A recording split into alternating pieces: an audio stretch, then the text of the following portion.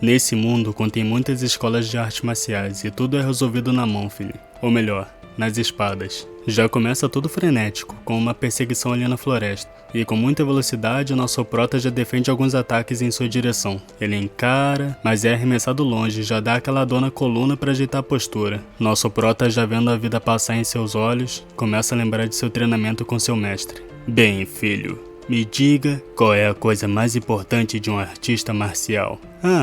Não seria a nossa habilidade nas artes marciais e um profundo conhecimento de Ki? O mestre diz que ele não está errado. Porém, a melhor qualidade de um artista marcial é poder ter a harmonia. Oxe, almocega. Rapaz, essa harmonização facial não deu muito certo não. Mas eu acho que eu sei do que ele precisa. Produtos Ivone. Nosso prota ali sangrando, já todo ferrado, pensa que mesmo que o mestre dele falando tanto da tal harmonia, no fim ele acabou desse jeito. Os outros mestres já começaram a vir na direção do prota, esse bonde vem na covardia mesmo, querem nem saber. Já se reuniram um grupo chamado de As Três Espadas de Qin Shen, e o primeiro aprendiz da seita Qin Shen, o sacerdote da Rocha Brilhante, e o altamente reconhecido Esquadrão Exorcista, o clã do Rio Peng do Norte, o Cutelo da Montanha. Lorde da Aliança Marcial. Veio o bonde todo pra pegar o prota, só os brabo. Ele tá ferrado, mas o nosso prota tem um plano. Ele diz que tem uma pergunta pros caras. O pessoal se olha e diz pra ele falar logo. Nosso prota é sagaz. Ele diz que sabe que todos que se reuniram ali não são idiotas, e que eles devem saber que o seu mestre jamais praticaria a arte demoníaca, as 10 habilidades silenciosas do demônio, e pergunta por que eles fizeram isso. O pessoal ali só encara, e esse do meio aqui não tá bem não, fi. Olhos vermelhinhos, essa fumacinha aí atrás, tomem cuidado. Você que fuma maconha, você vai morrer. Nosso prota continua e fala que seu mestre dedicou toda a sua vida para a sociedade marcial e foi traído dessa forma. Alguns membros já sofrendo a pressão e o líder ali inabalável. Parece que tá funcionando, alguns seguidores já engolem em seco e o nosso prota já consegue dar uma relaxada. Meio ano atrás começou a se espalhar um rumor, que os textos das artes demoníacas estavam sobre nossa posse. Alguns até disseram que havíamos aprendido e quando tentamos nos defender e provar nossa inocência, todos se fizeram de surdos. Alguns dias depois, fomos visitados por alguns artistas marciais, que vieram verificar os boatos. Juramos que o livro não estava com a gente, e meu mestre cooperou com a investigação. Nós éramos a seita do mestre da lança. Nós tínhamos muitos livros, mas podíamos afirmar que não estávamos na posse desse livro demoníaco. Nosso prota, relaxado no canto, de repente já fica chocado. Um livro bem chamativo foi encontrado, e era o livro das artes demoníacas. O prota e o mestre ficam surpresos, mas a gente já sabe que foi todo armado. O prota também sabe. Ele sabe que o responsável está aqui entre eles. Ele aponta sua lança e diz para falarem. Então o líder, que já perdeu a paciência, começa a gritar.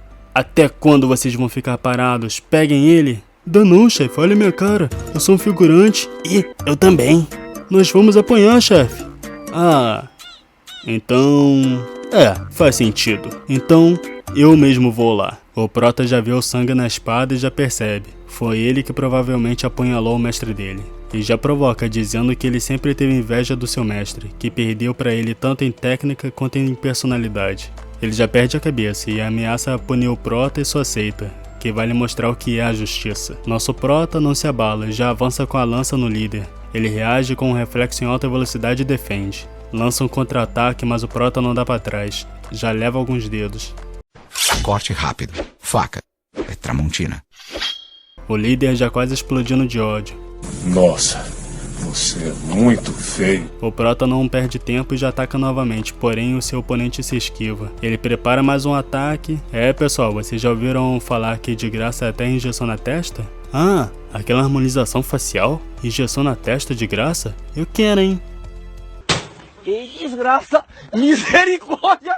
Com muita velocidade, um bloqueio defende o líder de ser morto pela lança. Nosso prota já olha incrédulo. E chegou o Cutelo da Montanha e o Rei da Plantinha. Agora é 3x1. O líder já alerta que o prota é forte e é pra ele tomar cuidado. O Rei da Plantinha diz pra não se preocupar. Já avança lançando 1000 ataques consecutivos no prota e ele acompanha os movimentos com sua lança no contra-ataque. A batalha é acirrada, mas logo atrás do Rei da Plantinha, o Cutelo da Montanha já prepara um ataque. Ele balança sua espada para cima, criando um vento cortante no ar em direção ao nosso prota, e vindo em toda a velocidade em sua direção, e ocorre uma grande explosão. Olha o Rei da Plantinha no meio da fumaça. Acaba de lutar e já vai acender um cigarro. O Cutelo da Montanha fica surpreso, que mesmo depois de tudo isso, o nosso prota continua de pé. Todo ofegante e acabado, mas a sua força de vontade é o que o mantém de pé. O Rei do Cutelo pergunta se o nosso prota realmente aprendeu as artes demoníacas sozinho. Já vem alguém vindo dos céus e em um segundo já apunhala o nosso prota nas costas. Esse é um covarde mesmo, não aguenta 1x1 e ataca o cara quando já tá acabado e sem forças. Os outros clãs estão se reunindo. Então quando o líder vai se gabar, ele percebe que o nosso prota ainda tá vivo. E já que ele ainda tem um pouco de vida, ele deixa o prota se despedir de seu mestre.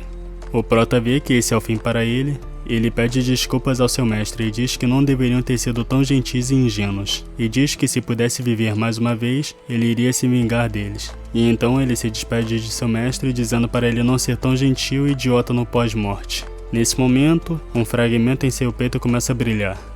Então nos é mostrado um treinamento com várias crianças, e nesse momento, uma delas acaba desmaiando de tanto esforço. Uma das crianças, denominada como número 702, fica preocupada, e o inspetor já se aproxima para interrogá-lo. E aí, Joãozinho, o que você tá olhando? Nada não, senhor. Acho bom. Meu pau na tua mão. Depois de ser zoado pelo 702, ele anunciou para nunca se esquecerem que essa é a caverna dos demônios ocultos e devem tomar cuidado com os 3 não para sobreviverem. Se preocupar com os outros nesse lugar pode custar sua própria vida. Então o supervisor manda o figurante cuidar do corpo do garoto que estava caído no chão. Já pega o garoto como se fosse menos que lixo e a garotada só encara. O figurante arrasta a criança até um riacho e o joga. Com esse já foi em torno de uns 250 talvez. Não dá pra ter certeza, pois como foram muitos esse mês não dá pra ficar contando. Essa é a seita do demônio celestial, para desenvolver estudantes assim como as forças do dragão do crepúsculo da aliança marcial. E não é um método de treinamento comum, onde só 1/10 daqueles que vêm podem sair vivos. Galera, esse treinamento lembra muito o treinamento dos espartanos lá do filme dos 300, onde os guerreiros são treinados desde criança. O inspetor então entrega os relatórios dos últimos 6 meses. O diretor-geral da Caverna dos Demônios Ocultos já começa a fazer suas análises, e percebe que os números continuam a diminuir e se pergunta quantos sobraram. Após analisar, ele vê que já estão abaixo dos 600, e aqui nos é explicado aquela regra dos 3 nãos. Não acompanhe e você morre. Não se fortaleça e você morre. Não aguente e você morre. E tem uma quarta que surgiu recentemente, porém não menos importante. Não deixe o like no vídeo e você morre. E aí pessoal, já deixaram o like? Só isso faz sentido para a sobrevivência. Como esse lugar é o futuro da seita, eles não podem relaxar e considerar os trabalhos de forma leviana. E o diretor-geral já pergunta ao inspetor quantos dos 600 parecem promissores. O inspetor diz que, como reportou há 6 meses atrás, os números 1, 17 e 109 têm superado seus rivais constantemente.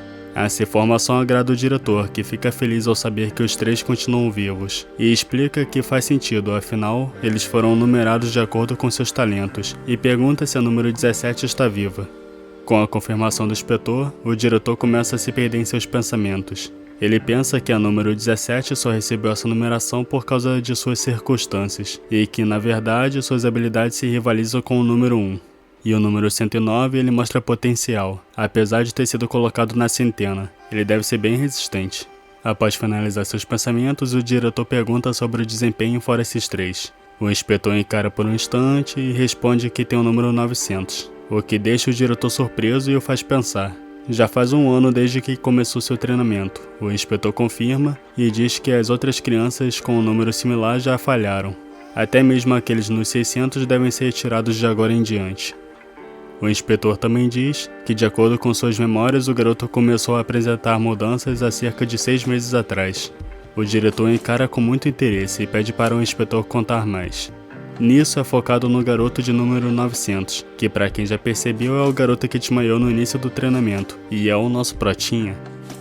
Ele se aproxima de seu quarto apresentando estar muito cansado, chega perto da cama e se atira. Ele se sente morto de cansaço e já começa a olhar para sua mão. Sua mão não parava de tremer. Deitado na cama, olhando para a mão e a mão tremendo. Eu sei o que vocês estão pensando. Após acabar de admirar sua mão, seus olhos se enchem de energia e ele pensa que não pode dormir agora, e já começa a fazer flexões. Em seguida, ele se aproxima de algumas velas em seu quarto e acende, fazendo faíscas com as pedras. Ele começa a meditar e refletir.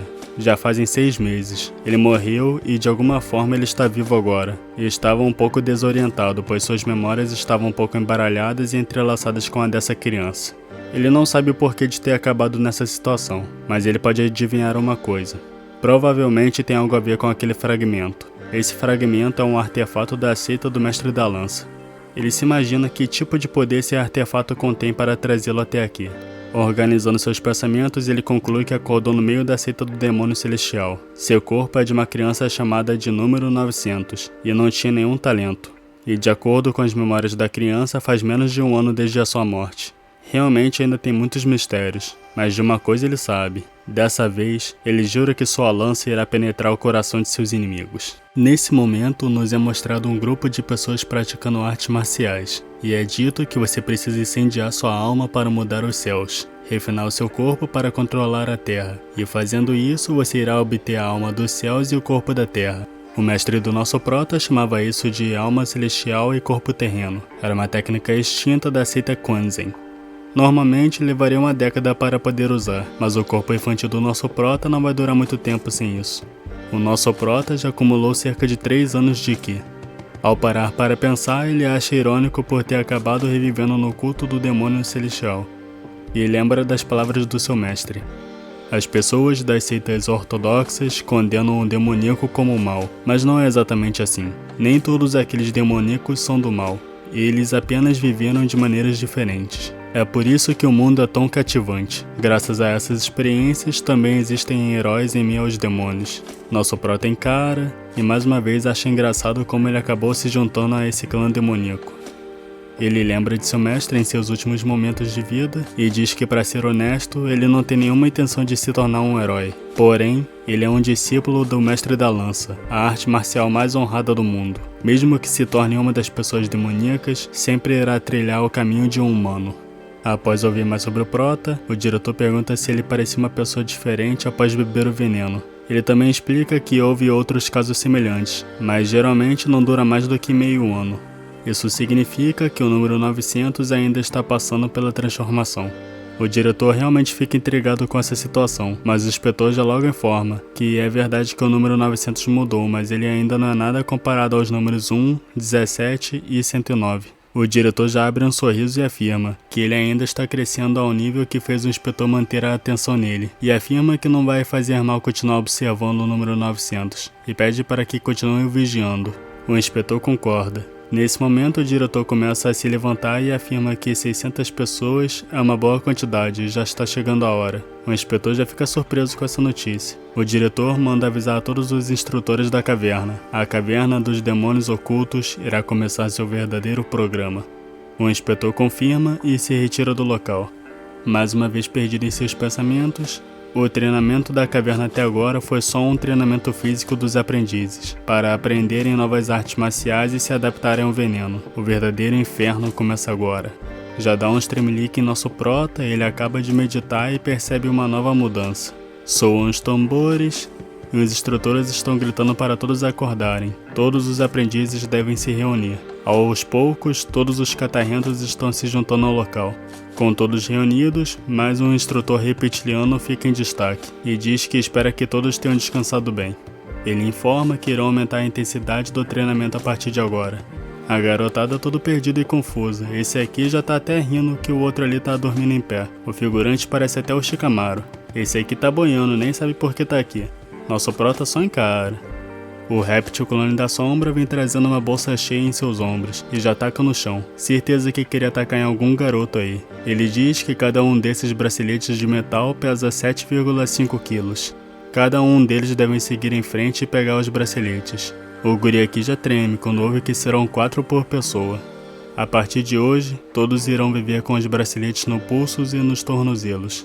Enquanto a garotada chora e o Kuririn com o cabelo fica chateado, nosso prota já solta um sorriso maroto. Do lado de fora das cordilheiras, nosso prota já corre em direção à subida da montanha, equipado com seus braceletes, cada um deles em seus pulsos e tornozelos, pesando 7,5 kg cada. O objetivo do nosso prota é escalar a montanha e recuperar a bandeira, e todos têm apenas 4 horas para conseguirem.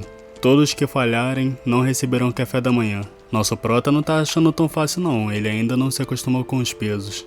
E alguns estudantes estão esperando, querendo emboscar as crianças que estiverem cansadas no caminho de volta. O que deixa o nosso prota furioso. Ele pensa que isso realmente vai ser um saco. Ele olha pro céu e finalmente vê o seu objetivo. Ele finalmente chegou. Com um total de 30 kg de metal, ele se sente tão exausto como se fosse morrer de novo. Então uma criança que já está lá em cima, toda tranquila, pergunta pro nosso prota se ele está bem. É o número 17. Mas eu não sei não, hein, rapaziada, eu acho que é uma garota. Será que eles vão crescer e rolar algo? Ela diz que ele parece cansado, e logo em seguida diz que vai na frente. Umidade 0, né, rapaziada? Nosso prota ali, ainda agachado, pensa: então esse é o talento das crianças das dezenas? Eu preciso me esforçar mais. O nosso prota coleta uma bandeira e já se larga no chão, dizendo que agora pode descansar um pouco. Mas não pode descansar muito, e deve voltar antes que seu corpo esfrie. Então nesse momento o prota percebe: tem 30 bandeiras restando, e no segundo grupo tem cerca de 100 crianças. Eu também tinha reparado isso, pessoal. Realmente parece ter poucas bandeiras para várias pessoas, mesmo que dividissem 600 membros em áreas diferentes. Nosso prota pensa que também já está na hora das outras crianças chegarem, e que ainda são muitos, mesmo contando aqueles que estão tentando roubar as bandeiras. Quando as bandeiras acabarem, aqueles que chegaram tarde vão começar a lutar entre si para conseguir uma bandeira. E não deu outra, já tem 2 trouxas brigando ali no canto. Depois de confirmar sua teoria, o prota segura sua bandeira bem forte e se prepara para fugir. E do nada o bicho já sai voando, o guri aqui sem entender nada. Sai pulando e quicando com o pau na mão no meio da floresta. Ele afirma que usar a bandeira como uma lança não vai ser tão difícil descer. De repente ele ouve um grito chamando. Uma silhueta no escuro se revela ao caminhar até a luz, dizendo para ele deixar a bandeira e ir embora. Nosso prota chega à conclusão que ele deve ter deixado os ranks mais altos passarem, e esperou de propósito o rank mais baixo chegar. Número 185. O prota encara e já abre um sorriso, o que deixa o garoto com sangue nos olhos. Nosso prota pergunta por que ele não pega alguém do tamanho dele. Mas aí fica difícil, né, prota? Pô, ele tá comendo por ele e pelos outros, os garotos tudo magricela, parecem até crianças do pré. Ele mesmo é 3 vezes maior que o tamanho do prota, parece? O garoto já perde a paciência e pergunta se o prota tá surdo. O que foi que... Toma! Antes de terminar de falar, já levou uma bandeirada na cara. Nosso prota gira a bandeira estilo raposa 9 bundas e já encara na maldade, acertando cabeça, ombros, perna e dá-lhe na costela. O bicho nem sabe o que tá acontecendo. Já cai de joelho cheio de dor, mas o prota já encara, e diz que deve ser muito bom ficar se achando só porque é um pouquinho forte, não é? O figurante já perde perdão. O prota encara e diz que vai deixar o porquinho ir, mas só dessa vez, e dá-lhe mais uma bandeirada no braço. Até o instrutor que estava observando fica surpreso. Nosso prota já recebe seu café da manhã por ter entregado a bandeira, e o porquinho já tá ali com o instrutor com o braço enfaixado. Ele faz cara feia, e eu sinceramente não sei se isso aqui é cara feia ou é medo. Mas o nosso prota não acha que ele tá fazendo uma cara que vai desistir não. E já entra no modo avatar para intimidar o guri, e pensa que não terá uma segunda chance. E o instrutor só encara o nosso prota. Os reptilianos já reuniram os baixinhos, e disse que agora irão aprender artes marciais. Mas ué, eles já não estavam praticando? Olha, estão até fazendo pose. Os guris já ficam confusos, se perguntando se vão aprender artes marciais. Eles até perdem o foco conversando aqui, ó. Pô, se eu virar um artista marcial, vou fazer uns filmes igual Jack Chan. Se deixar a trança crescer atrás, dá até pra fazer aqueles filmes igual Jet Li. Eu quero aprender aquele golpe de meia polegada. Estou pronto, Gai Sensei. Já quebra o chão todo com uma pisada. O instrutor libera uma grande aura e... parece que tudo começa a desmoronar. Depois de pedir silêncio, o instrutor se aproxima. Depois do prota analisar o réptil, ele conclui que ele está em um nível de mestre da seita de porte médio. Depois do silêncio, o instrutor continua sua explicação envolvendo as artes marciais. Ele explica que não dá para praticar artes marciais de alto nível imediatamente. Seria como construir um castelo forte em cima de areia. Por isso o treinamento no passado foi para construir essa base. Rapaziada, agora eu tô entendendo do porquê do prota ter ficado tão feliz quando começou o treinamento com pesos. Ele diz que primeiro todos devem aprender a cultivar. Com um livro na mão, ele diz que esse é o método da flor negra e o espírito vermelho. É o método fundamental da cultivação da seita.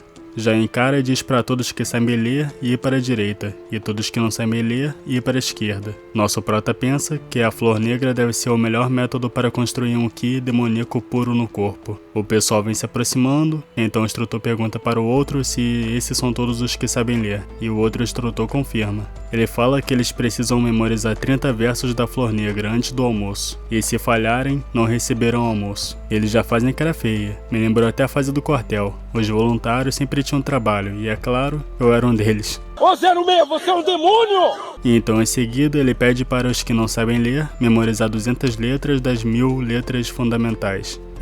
Acho que para quem sabe ler, as letras são melhores do que as frases, né? Aí um professor te pergunta, que letra é essa? É igual adivinhar Pokémon para quem já conhece. Quem é este Pokémon?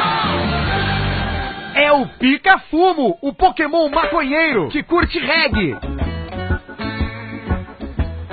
Você vai morrer. E quem falhar, sem almoço. O prota ali correndo com o livro na mão, só pensando na cultivação da flor negra. Ele pensa que se a flor negra e o espírito vermelho se unirem, irá desabrochar. O desabrochar completo simboliza o demônio celestial, o próprio líder da seita.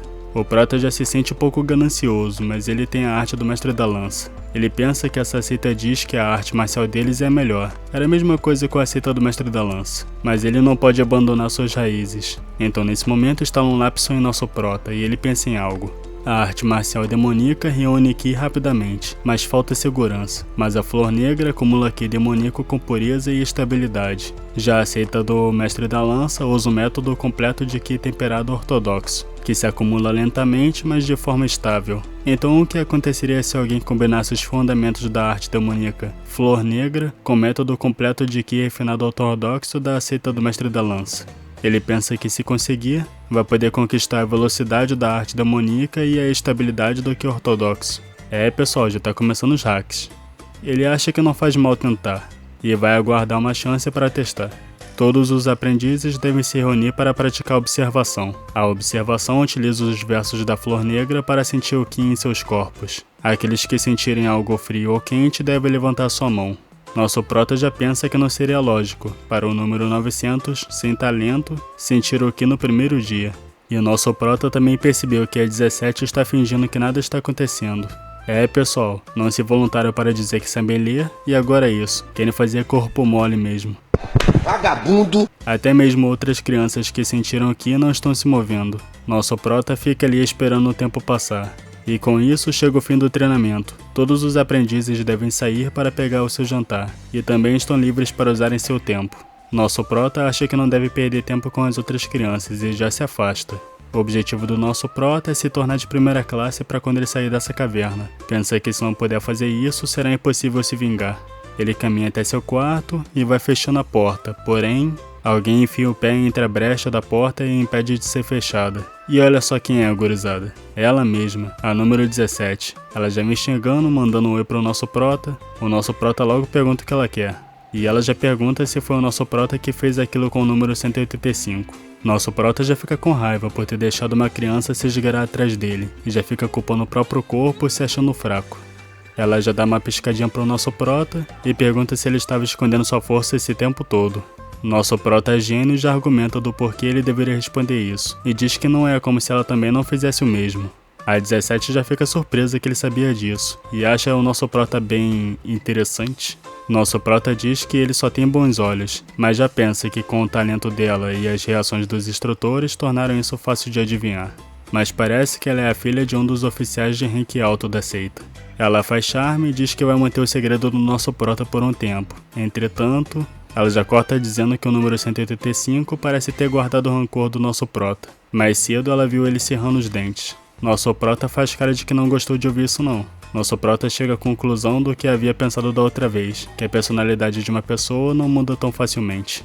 Ela encara nosso prota e diz que ele parece muito de boa com essa situação, e quer jogar pela confiança dele e parece ter poder para derrotar o número 185 a qualquer momento. Nosso prota já encara ela e manda ela parar de falar como se fosse grande coisa, já que ela faz a mesma coisa. Em seguida, nosso prota fala que a caverna não é um lugar para ter uma folga. Ela já fica surpresa com essa atitude dele, e já se ouve de longe uma gargalhada vindo de uma entrada. Depois de rir, ela se apresenta como Ayeong, somente Ayeong, e pergunta o nome do nosso prota, e ele responde 900, e bate a porta dizendo para só chamá-lo dessa forma. A nossa Youngzinha já abre um sorriso. 3 dias se passaram e o instrutor pergunta para o nosso prota se ele está sentindo alguma coisa. Ele levanta a mão confirmando que sim. A número 17 encara o nosso prota de longe e já abre um sorriso. Ela realmente acha o nosso prota interessante e pensa que irá ficar de olho nele. Depois disso já se passou um ano e nesse tempo teve 2 grandes mudanças. A primeira foi a combinação de 2 métodos de cultivação,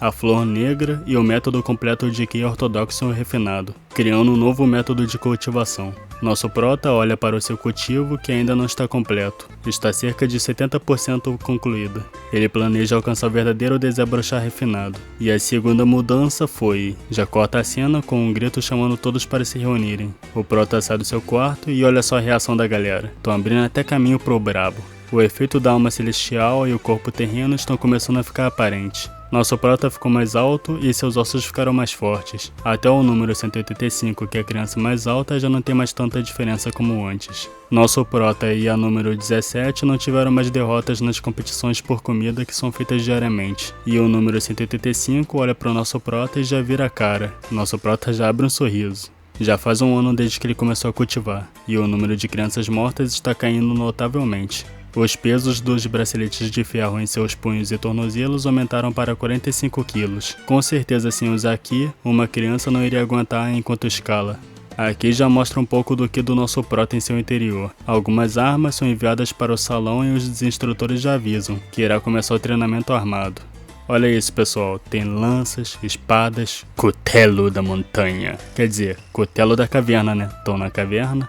Nosso prota vai ser o cutelo da montanha demoníaca. Só que não. Os instrutores explicam que essas são as armas que se tornaram fundamentais nas artes marciais. A Jin, o Dao e a lança são os básicos dessas 3. Então em seguida diz que os alunos vão escolher as armas que querem usar e devem ficar de frente à arma que escolherem. Mas já sabemos que o prota vai querer a lança. Logo ele afirma para escolherem com cuidado, pois irão usar essas armas pelo resto de suas vidas. A rapaziada já fica eufórica, tudo perdido. Depois de escolherem a sua arma, devem ir receber os manuais. As 3 bases de Jin para quem escolheu Jin, os 5 elementos de Dao para quem escolheu Dao e as 7 estrelas da lança para quem escolheu a lança. Então o instrutor finaliza gritando que agora será permitido o tempo para praticarem e estudarem suas artes livremente. Citam-se livres para perguntarem o que quiserem. Isso porque eles não sabem quantos irão sobreviver depois de 6 meses e vão ajudá-los a aprender artes marciais. Os alunos terão problemas para sobreviver se não aprenderem direito. Todos já abrem um sorriso demoníaco, afirmando que mesmo que sobrevivam, mal vão estar inteiros. Nosso prota ali sentado com os livros na mão, se lembrando de como estava feliz ao aprender as 7 estrelas da lança na primeira vez. Já pega a lança e se levanta pronto para praticar. Cela. Chicoteie e estique sua lança como se estivesse destruindo e saindo de uma cela. Redemoinho. Corte como um redemoinho em espiral, como uma concha. Abrandado. Empurre para empalar e perfurar seu inimigo.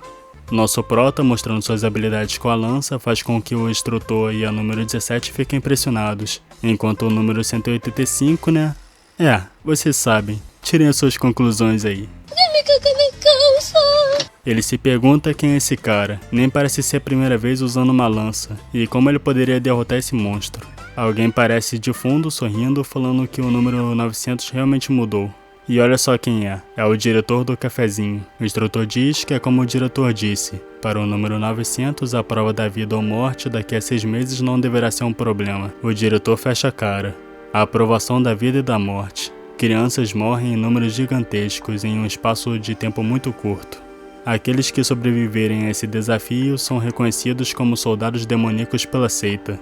Um soldado demoníaco é o rank mais baixo das forças de elite da seita. Acima deles tem os capitães demoníacos, generais demoníacos, grandes demônios e reis demoníacos. Mesmo sendo apenas o rank de um soldado demoníaco, menos de 10.000 dos 100.000 discípulos da seita são reconhecidos como soldados demoníacos. Não é fácil para uma criança com uma idade menor que 15 anos se tornar um, mas a caverna dos demônios ocultos não existe para treinar meros soldados demoníacos. É esperado que eles sobrevivam à provação da vida e da morte facilmente. O objetivo da caverna é criar um capitão demoníaco. Mais ainda, Esse é um pouco mais especial.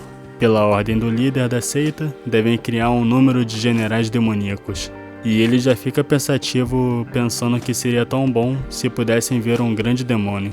Então ele sai de seus pensamentos achando que está esperando demais. Até ele mal se tornou um grande demônio do mais baixo nível. Logo em seguida, pergunta como as preparações para a prova estão indo. Então é explicado que secretamente enviaram pessoas para comprar e treinar aqueles que precisam para a prova. No momento, o desafio não será apenas algumas bestas comuns. O diretor diz que para aqueles que sobreviverem à aprovação, irão receber 3 remédios demoníacos de Ayukalpa e poderão abrir o cofre divino demoníaco.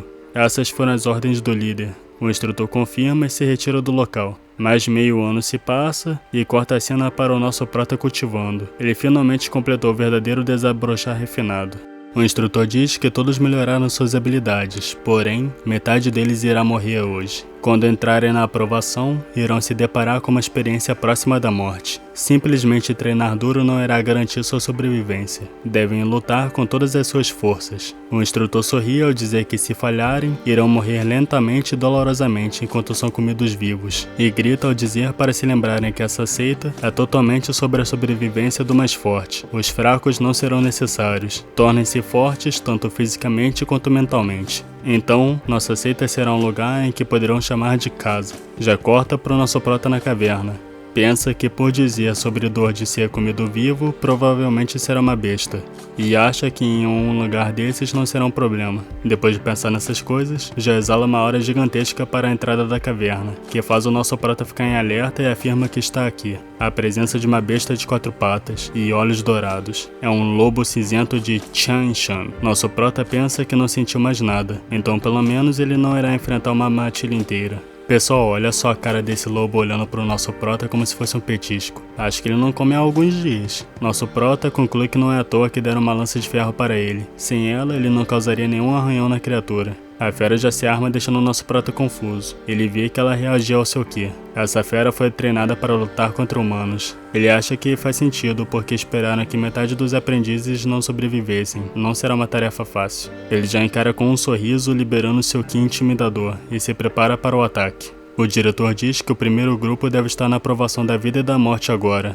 O outro diz que já devem ter encontrado os lobos cinzentos. E assim como ele mandou, eles trocaram para os 30 melhores aprendizes da caverna para lobos alfas. Os lobos alfas já são mais fortes do que os tigres, mas esses devem ser mais fortes do que artistas marciais comuns. O diretor pergunta se vão conseguir sobreviver. Então ele responde que as crianças que entraram em sua seita, ou aqueles que já sabiam um pouco das artes marciais, terão uma chance de sobreviverem. Mas em relação ao resto, a maioria irá morrer. E os 30 melhores não são exceção, já que eles estão enfrentando os alfas dos lobos cinzentos. Porém, o diretor pensa que se eles sobreviverem, eles se tornarão os artistas marciais que se adequarão melhor à seita. E ele já abre um sorriso, pois espera muito do número 900. Rajadas de golpes, sangue pingando. Isso foi impressionante para um ataque direto, mas só arranhou o couro dele. Esse é dos fortes. Nosso prota planejava matar ele com uma onda de ataques com a ajuda do seu ki intimidador. Mas essa também é uma rara oportunidade para testar suas artes marciais fora de vista dos instrutores. O lobo será sua cobaia. Ele avança com as garras e aproxima o bote. Nosso prota se esquiva. Nosso prota ficou com um arranhão. Ele pensa que a ferida foi rasa. Seus sentidos e fundações estão bem, mas ele levaria um tempo se só usasse as técnicas básicas da lança, ou ele poderia arriscar sua vida. Após pensar sobre a vida, ele arma sua postura. Ele não irá morrer para uma criatura como essa. E mais uma vez ele libera seu ki intimidador. O lobo sente o ki e dá um grunhido, e sai correndo com o rabo entre as pernas. Nosso prota pula em sua direção dizendo que ele não vai não. A cena corta para as portas do salão se abrindo. Nosso prota sai, desacostumado com as luzes em seus olhos, e vê que já chegaram 20 alunos antes dele. Alguns com ferimentos sérios, mas outros parecem estar perfeitamente bem. Olha a 17 ali acenando pro nosso prota, e ele todo sério. Ela já dá uma implicadinha dizendo que ele parece ter sofrido lá. Ele responde que não foi fácil. Ela toda alegre diz que sim. Ela também quase morreu lá. Nosso prota, com aquela cara de que não acredita, ele olha para a espada dela e tem certeza que ela matou com um só ataque. Grande dificuldade lá. Ele diz que é o que parece, e agora precisa descansar. Pensando que matar um lobo cinzento com um único ataque nessa idade, as habilidades dela realmente é de primeira classe. Ele entende a número 17, mas estranha as outras crianças que saíram antes dele. e pensa que talvez o teste não tenha sido em condições iguais para todos. O 185, todo empolgado, gritando com seu sucesso. E olha só o cutelo na sua mão. Até o número 185 se saiu bem. Realmente parece que essa aprovação não é feita de maneira igual. Ele pensa que não importa, pois a prova já acabou. Ele precisa mesmo melhorar o seu Ki intimidador. O Ki intimidador é efetivo, mas falta eficiência. E também precisa reforçar o verdadeiro desabrochar refinado. A aprovação da vida e da morte acabou, e apenas 70, metade dos aprendizes sobreviveram. Nosso prota tem certeza que quiseram diminuir os números assim. O instrutor diz que todos sobreviveram bem, e agora serão reconhecidos como soldados demoníacos da seita. Por ordem do líder, agora será repassada a recompensa. Olha só a cara dos guri. Ele mostra a recompensa dizendo que aquela é a pílula demoníaca de Ayukalpa. Será entregue 3 para cada, e devem tomá-las imediatamente. Nosso prota pensa que essas pílulas provêm de 5 a 7 anos de Ki cada uma, e como estão dando 3 para cada um, significa que estarão dando cerca de 1000 para todos os aprendizes. Pessoal, posso estar errado, mas para mim, a conta não bate. Acho que 70 vezes 3 é igual a 210, e não 1000. Podem estar falando 70 nesse grupo, né? Mas, sei lá. Nosso prota recebe as pílulas e já consome. Como ele esperava, essa não é uma caverna dos demônios ocultos comum. Ele não sabe o que a seita está planejando, mas irá usá-las para ficar mais forte. E as pílulas não serão exceção. Ele ficará mais forte. Nosso prota já começa a meditar, focando em absorver a força das pílulas. Elas começam a se despedaçar dentro de seu corpo. Todos ali estão se concentrando. Nosso prota acorda e percebe que recebeu 20 anos de Ki, o que o deixou satisfeito. E se pergunta se foi o primeiro a acabar. Mas já percebe que não ao olhar para 17. Ela ali cochichando para o nosso prota, perguntando como ele foi, e ele já vira cara. E ela ali achando ele muito frio, dá até pena. Todos já acabaram de ajustar o Ki. O instrutor encara os alunos, eles parabenizam por terem ficado um nível mais forte ao absorverem as forças das pílulas. E diz que essa não foi a única recompensa, o líder separou algo para eles. Todos já ficam confusos, até o nosso prota. E a 17 já parece saber de algo.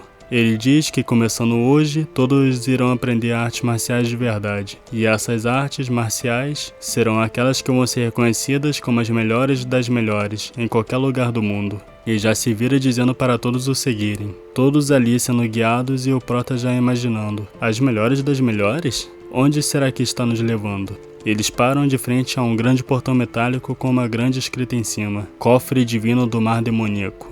A gurizada ali se perguntando que lugar é esse. É o lendário cofre secreto da seita demoníaca, assim como o cofre celestial do mar demoníaco e o verdadeiro cofre do mar demoníaco. O instrutor diz que alguns já devem ter escutado sobre algo. Esse é o cofre divino do mar demoníaco. Normalmente ninguém é sequer permitido estar vivo perto desse lugar. Devem ser gratos pela benevolência do líder.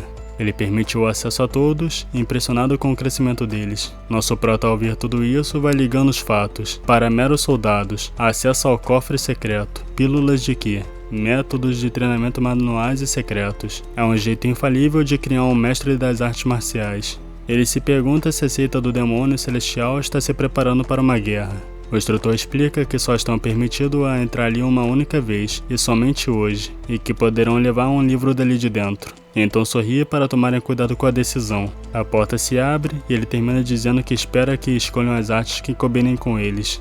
O diretor do cafezinho pergunta se já entraram no cofre. É confirmado que as 72 crianças entraram. O diretor diz para ficarem de olho nas crianças que escolherem um manual que sirva bem para eles. Eles são os que têm bons olhos. Tenha certeza de que irão melhorar mais. Colocando de lado a chance de ser uma coincidência, comece a ensinar a eles a terem lealdade ao líder quando voltarem. O instrutor diz que eles têm ordens de não usarem veneno. O diretor responde que é claro, não estão tentando criar fantoches, é a lealdade que o líder quer.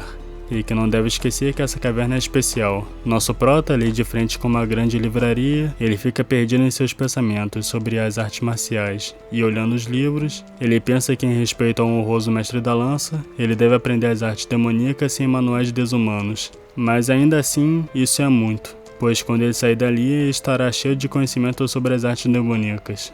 Porém, uma coisa chama a atenção do nosso prota. E olha só, parece até o livro demoníaco do início da obra.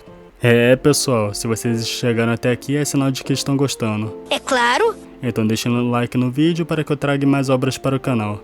Agradeço a presença e até a próxima.